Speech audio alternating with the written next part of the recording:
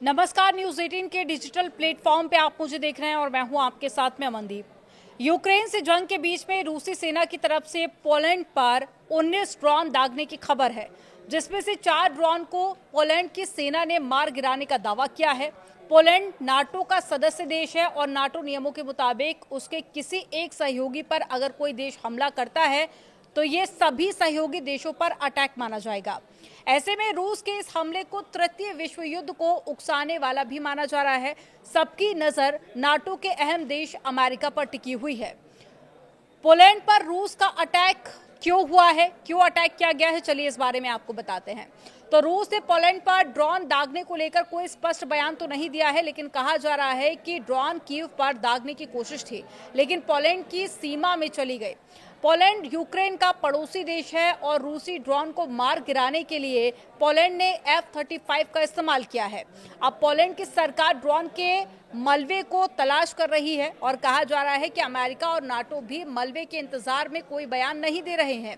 Poland के प्रधानमंत्री ने अमेरिकी विदेश मंत्री मार्को रूबियो से बात की है और CNN से बात करते हुए रूबियो ने कहा कि सभी मामले हमारे संज्ञान में हैं।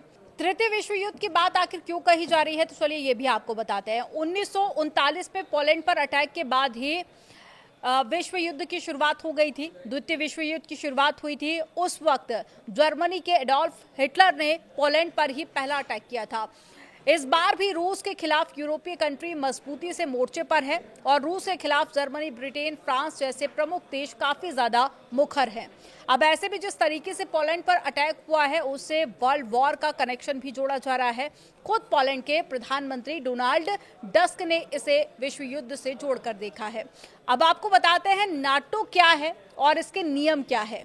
नाटो एक सैन्य संगठन है जिसमें 32 देश शामिल है। इसमें अमेरिका, फ्रांस, ब्रिटेन, टर्की जैसे प्रमुख देश शामिल हैं।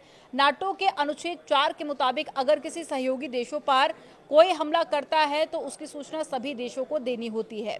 नाटो के अनुच्छेद 5 में क्या कहा गया है ये भी आगे आपको बताते हैं। अगर किसी एक देश पर हमला होता है तो उसे सभी देशों पर हमला माना जाएगा। ऐसी स्थिति में हमला करने वाले देशों से सभी मिलकर लड़ेंगे।